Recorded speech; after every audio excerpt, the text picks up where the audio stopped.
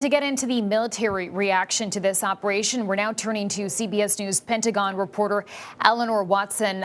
Ellie, when it comes to this operation, are there still any American troops in Venezuela right now or the surrounding region? Well, as far as we know, this was an extraction raid that sent Delta Force commandos into Venezuela and back out without leaving any behind. But that raid was made possible because the U.S. does have about 15,000 U.S. troops that have been built up in and around the Caribbean for several months now. General Dan Kane yesterday at the press conference in Mar-a-Lago, he's the top U.S. military officer, said about 150 aircraft launched from 20 different bases supported that raid overnight, and the military was ready for a second one if necessary. President Trump has said that presence, the armada of Navy ships, about a dozen now in the Caribbean Sea, and troops on bases in places like Puerto Rico will remain for the foreseeable future. And he said he would not be scared to put boots on the ground inside Venezuela if necessary.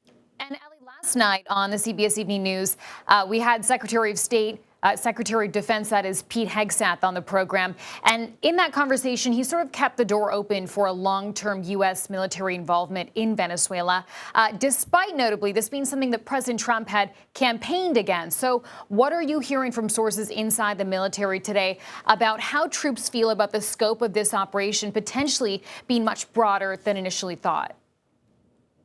Well, the Trump administration cabinet in general has left this option open without really giving an end goal, which I think not only the military, but also the American people would like to hear. As you mentioned, the president has campaigned in the past on no more forever wars, criticizing the wars in Iraq and Afghanistan that sought to nation build over several years. The most successful missions the president has touted and that the military has touted in the past while he's been in office have been essentially one and done operations. If you think of like Operation Midnight Hammer back in the summer that targeted Iran's nuclear facilities. It was in and out, very successful. Back in his first term, the assassination of Qasem Soleimani, again, one and done.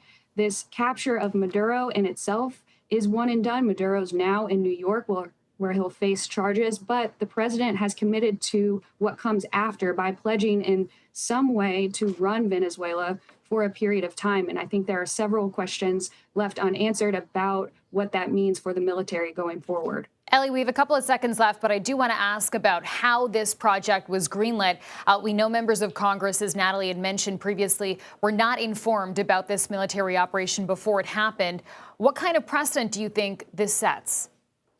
Secretary Rubio in his press conference tried to justify this by saying it at its heart was a law enforcement operation, although we saw significant military support. I think that justification that the mission was a success, no Americans killed, several wounded, but no killed, may embolden the administration going forward to use the military without necessarily notifying Congress ahead of time. Okay, Eleanor Watson, thank you.